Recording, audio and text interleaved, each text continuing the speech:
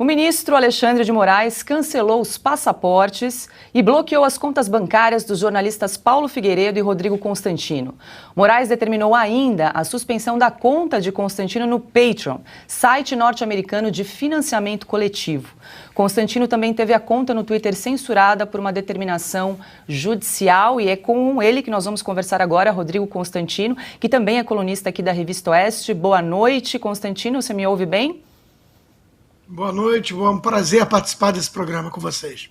Primeiramente, obrigada por aceitar o convite de conversar conosco, minha solidariedade em relação a essa situação, muito delicada, muito grave. Ontem nós mencionamos o caso do Guilherme Fiuza, a sua ainda é mais grave, com cancelamento de passaporte e de contas bancárias.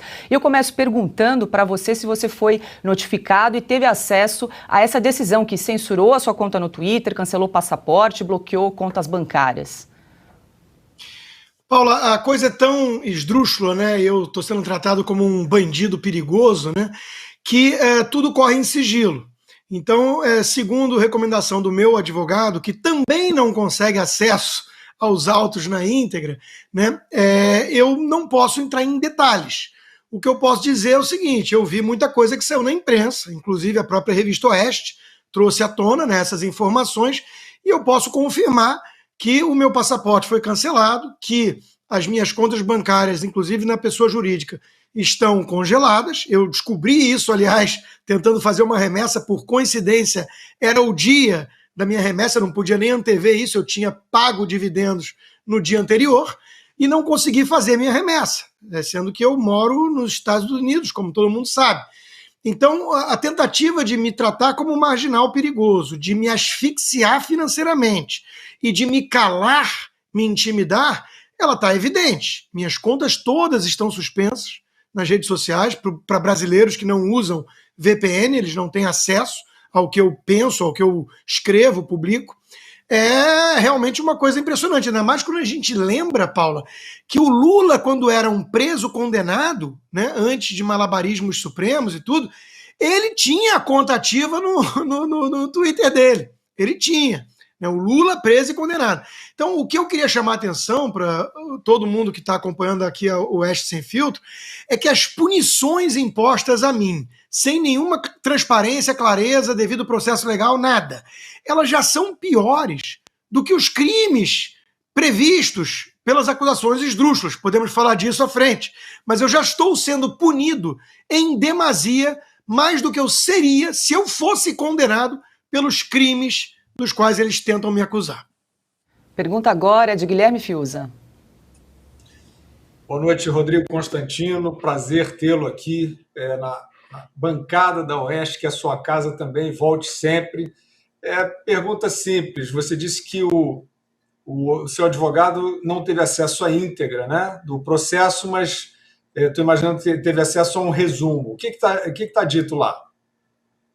Então, Fiuza, essa é a pergunta delicada, né? Porque eu, sob recomendação do advogado, não posso entrar em detalhes, porque se eu fizer isso, né, multa, multa e denúncia de novos crimes, né? Isso é o Brasil de hoje. O que eu posso dizer é o seguinte, Fiuza, aqui de jornalista para jornalista e, aliás, de um que respeita muito você, né, o outro, há muitos anos. Eu, como jornalista e com sigilo de fonte, já tive acesso a outros denunciados de forma parecida. O que eu posso dizer do inquérito de fake news, essa coisa toda que vem correndo aí solta há anos, né, e que os advogados não têm acesso na íntegra, né? Bom, não só o crime de fake news, ou desinformação, ou discurso de ódio, ele não está previsto no nosso Código de Processo Penal, na Constituição, ele não existe. Seria um crime de opinião, que aqui nos Estados Unidos eu não consigo nem explicar, porque tem primeira emenda, tem leis, né? Como a narrativa criada para imputar esses crimes em outras pessoas, né, em outros comentaristas por aí, jornalistas, são narrativas patéticas. Eu dou alguns exemplos. São tweets, e aliás os meus tweets são públicos, então basta lá ver, né? São tweets do tipo, graças hoje é dia dos veteranos, graças a homens fardados e com armas, nós temos nossa liberdade garantida, vamos sempre lembrar disso. Enaltecendo o papel das Forças Armadas americanas. Isso consta no meu livro, Esquerda Caviar, que é um best-seller que tem mais de uma década. É uma fala, inclusive, do Tom Clancy, um famoso escritor. Então veja que hoje no Brasil, se você elogiar ou enaltecer as Forças Armadas ou concluir com muita propriedade cá entre nós, uma obviedade ululante, que o STF hoje, pelas suas ações, não a instituição, representa um perigo para a democracia e para as nossas liberdades, muito maior do que Bolsonaro, isso é configurado, né, crime. Você é um agitador, você é um antidemocrático, você é alguém que quer implodir instituições. Eu posso mencionar os crimes dos quais eu estou sendo acusado, né? Entre eles, tentativa de abolição do Estado de Direito. Ora, quem me acompanha, quem lê minhas colunas da Revista Oeste, quem acompanha minhas falas, né, meus vídeos, a coisa que eu mais defendo é o Estado de Direito. Eu venho denunciando a postura do STF por não agir como guardião da Constituição, por rasgá-la, quando ignora artigo 52 para preservar direito político para Dilma, artigo 53 para prender deputado que tem imunidade material pelo crime de opinião. Eu venho denunciando o esgarçamento das nossas instituições e a não preservação do Estado de Direito no Brasil. Como é que eu posso atentar contra o Estado de Direito e pedir a abolição do Estado de Direito? Isso é uma loucura. Isso é uma loucura. Então nós estamos vivendo aqui uma mistura, né, de distopias. É o processo do Kafka, o Admirável Mundo Novo do Huxley e 1984 do George Orwell. E ainda um pouquinho de Fahrenheit 451 também, porque não estão queimando mais livros, porque não precisam, né, Fiuza? Estão nos cancelando nas redes sociais. Silvio Navarro. Bom, boa tarde, Rodrigo Constantino, meu amigo Rodrigo, prazer ter você aqui no programa, já dividimos bancadas e bancadas juntos. Rodrigo, você, enfim, como você mesmo disse, personagem de Kafka nesse momento, né, de um processo kafkiano. Agora, você rapidamente comentou, e eu queria que você explicasse um pouco mais, como é que enfim, fazer um americano, você está aí há muito tempo, os seus vizinhos, os seus amigos, como é que é explicar para eles o que está acontecendo com você? E digo mais, do ponto de vista do ordenamento jurídico, eu imagino que eles devem perguntar para você, mas Constantino, isso pode? Isso é legal? Tem lei sobre isso no Brasil em vigor? Então, meu querido amigo Navarro, eu até comentei sobre isso hoje, porque é uma missão impossível que nem o personagem do Tom Cruise dá conta. E isso ele não dá conta.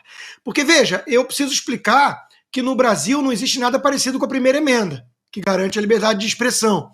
Eu preciso explicar que a Suprema Corte no Brasil, ela cria inquéritos sem nenhuma provocação de Ministério Público, de órgãos competentes. E de maneira monocrática, colocando em sigilo, ela acusa jornalistas de crime de opinião e, com base nisso, congela a conta bancária, pede eventualmente até prisão, né? Então, eles não vão entender. É uma missão impossível explicar. Qual é a única chance que eu tenho, Navarro?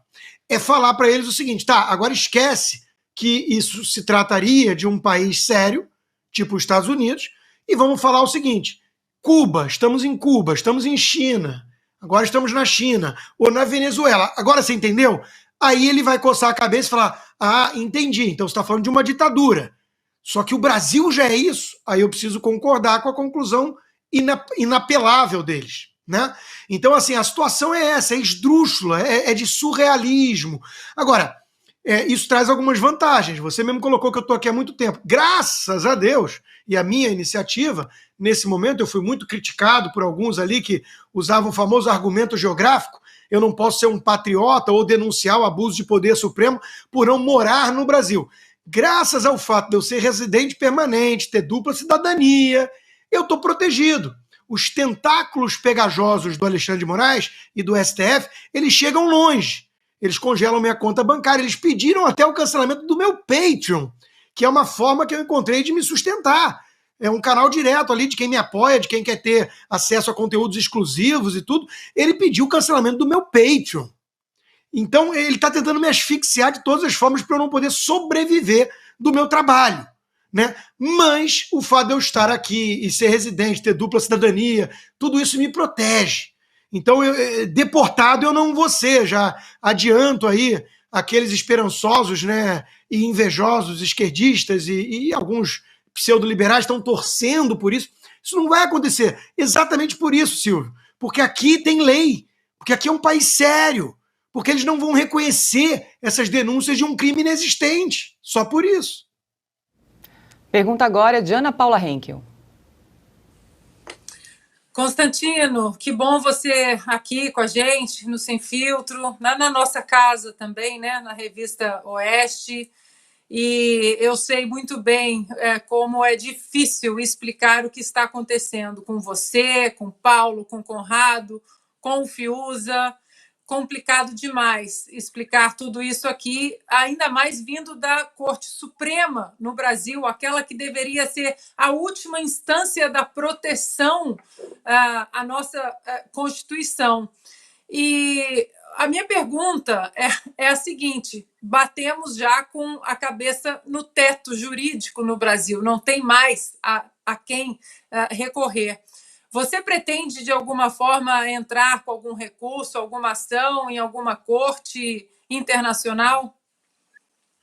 Sim, minha querida amiga Ana, vamos fazer isso. Eu e Paulo Figueiredo estamos na mesma situação. Quem nos acompanha, inclusive, há muito tempo, sabe que existem diferenças, rusgas. Muita gente perguntava, né? Pô, vocês moram perto, trabalham para a mesma empresa, veículo de comunicação, e nunca um menciona o outro. Existem diferenças pessoais grandes, mas nessa hora todo mundo que está no mesmo barco tem que se unir. Então nós estamos sim pensando nisso e promovendo atitudes concretas para trazer à imprensa americana os políticos conservadores, republicanos ou liberais decentes para perto, para eles entenderem o cenário no Brasil hoje. Vamos denunciar. A Carla Zambelli, deputada, já tomou essa iniciativa antes na Corte Internacional. É óbvio que existem limites para isso, né? Mas pelo menos chamar a atenção do mundo para o que vem acontecendo no Brasil hoje, não permitir essa narrativa única e fajuta, falaciosa, que vai ser a mastigadinha por uma Rede Globo da vida para os gringos. Isso nós temos o dever, a obrigação de fazer. E nós vamos fazer e já estamos fazendo, né? Então vamos denunciar.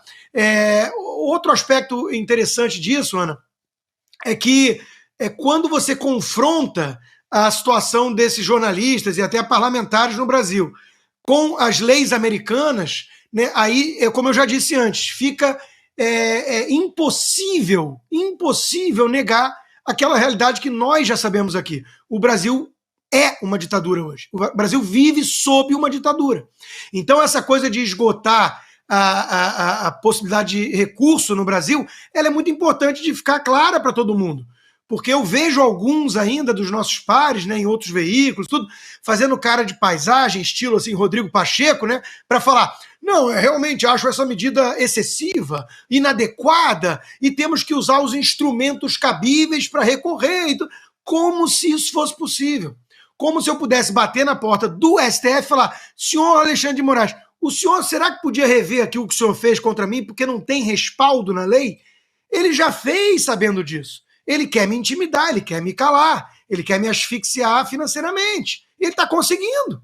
E veja, Ana, eu sou o primeiro a reconhecer que o sistema é bruto, companheiro. Né? Nós vimos hoje aí essas notícias tristes, né, de que o índio lá que estava peitando, xingando o ministro, cobrando coisas, que tinha sido preso, né, que ele escreveu uma carta chamando de irmão Lula, irmão Alexandre, pedindo desculpas. Isso, na mesma hora que eu soube dessa notícia, isso me remeteu à distopia do George Orwell. Isso é 1984, é a sala 101, onde o Winston Smith lá vai ser torturado para sair repetindo que 2 mais 2 é igual a 5. E isso é uma coisa de regime brutal, escancarado. Não há nem sutileza, não há pudor em esconder. Né? Então, assim, queremos humilhação em praça pública. Queremos que o sujeito vá lá se imolar, pedir perdão pelo que ele falou, pelo que ele fez, pela opinião dele, né? Porque queremos mostrar quem tem poder, quem manda. Manda quem pode e obedece quem tem juízo. Né? Então, outra notícia, estão falando do presidente Bolsonaro, que está aqui perto de mim, sair de Orlando direto para a Itália, porque ele também tem dupla cidadania, né? E a Itália protege tudo. Eu não sei se é verdade, eu não sei se ele vai ou não fazer isso. Eu sei de uma coisa, a gente quer que as pessoas tenham atitudes heróicas, né? Que sejam até mesmo mártires, se possível. Mas cada indivíduo tem suas limitações, e quando bate tanto de cara com esse sistema, dá murro em ponto de faca, cada um encontra o seu limite. Então também eu não vou prejulgar quem encontrou o seu limite e falou assim, chega, esse troço está virando uma ditadura sob o silêncio da imprensa. A velha mídia aí que está calada, aplaudindo em alguns casos. Tem humorista que se diz liberal que está querendo minha prisão. Tem grupo que se diz movimento liberal que está querendo minha prisão pelo terrível crime de apontar os abusos de poder do STF. Então é um negócio insano que nós estamos vendo. E toda ditadura, adiantando já a minha coluna da Revista Oeste de amanhã, toda ditadura nasce com esse silêncio complacente de quem está ali sendo movido por inveja, por oportunismo, por pusilanimidade. As ditaduras não nascem com a carranca feia do paredão cubano. Elas nascem libertadora, salvar a democracia, punir os radicais. Quando começou com Alan dos Santos, o pessoal falou, muito radical. Aí veio o deputado Daniel Silveira. Pô, ele se excedeu no vídeo, mas ele tem imunidade. Agora sou eu, Paulo Figueiredo, Fiuza. Veículos importantes envolvidos. Estão mexendo com gente que tem voz. E a turma está em silêncio ainda, ou aplaudindo.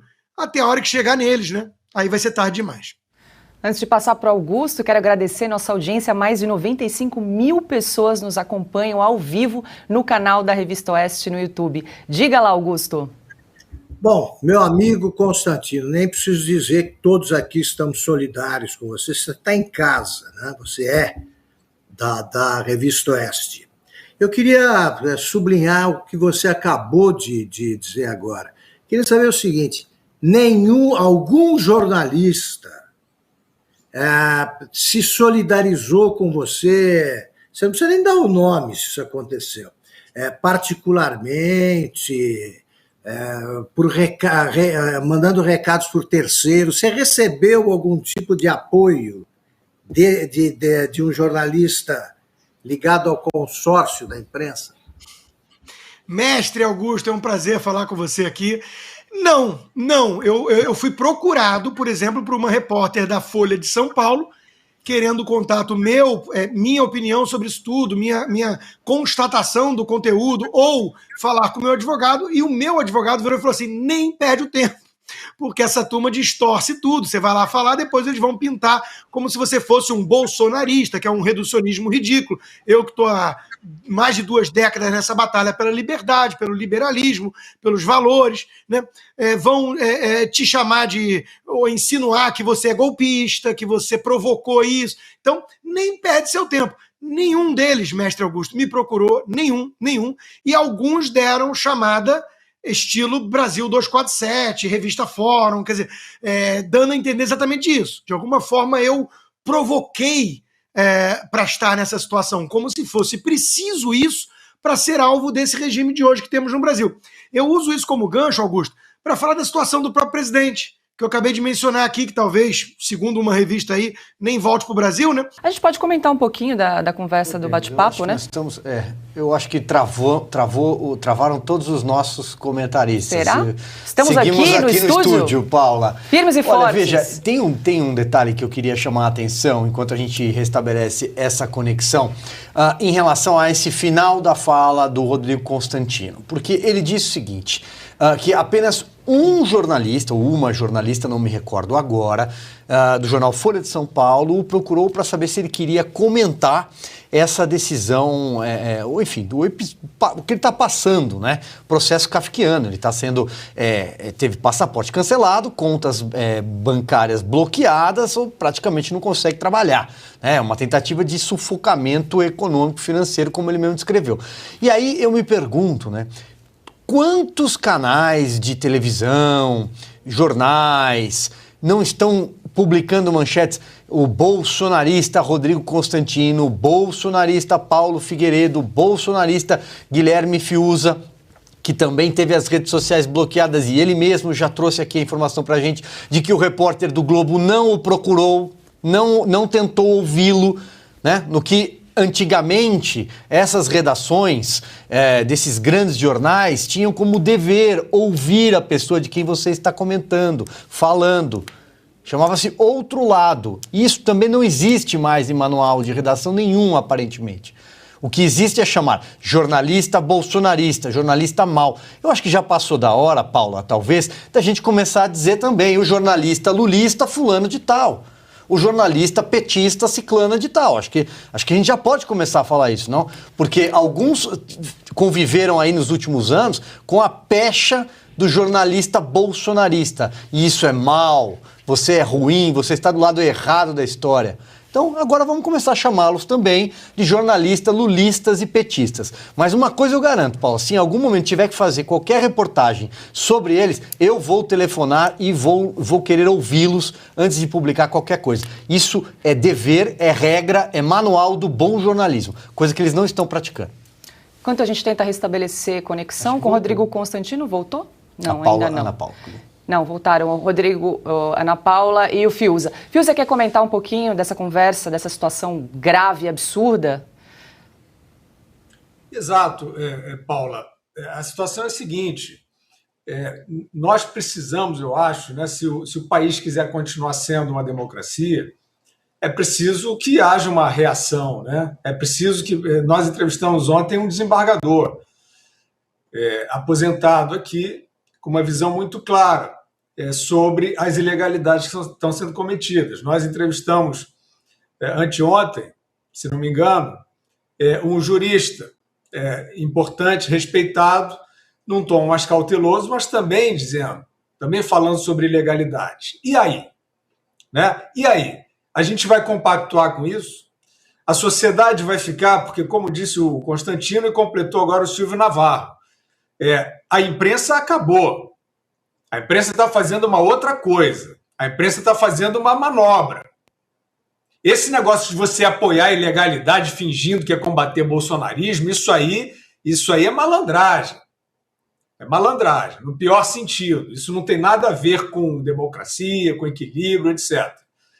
Então é o seguinte, a situação já é caricata demais para que a gente continue vendo o silêncio. Eu vou além, Paulo Leal.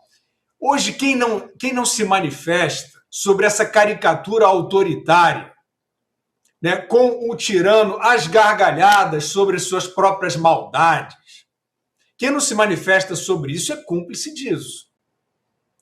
E aqueles que estão achando que vai colar para sempre essa história, não, essas bordoadas aí, que estão vindo do Supremo Tribunal Federal, isso aí é uma sequência, uma continuação do combate ao fascismo imaginário, porque não houve fascismo nenhum, né? Como nós vimos, 4 anos de liberdade no Brasil. Então, a sentença que traz esse caso do Constantino, o caso do Paulo Figueiredo, o próprio meu caso, que estou com as redes sociais bloqueadas, é a seguinte: se a sociedade ficar assistindo a isso, né, sem emitir nenhum juízo, qualquer pessoa, a gente não está cobrando isso, mas está alimentando o monstro da tirania. Ele vai crescer e, a partir do momento que ele cresce livre, ele vai abocanhar todo mundo que ele quiser, inclusive esses que estão em silêncio agora. Acho que agora a gente conseguiu restabelecer conexão com o Rodrigo Constantino, está de volta. Constantino, está nos ouvindo bem? Sim, tinha travado aqui, não sei.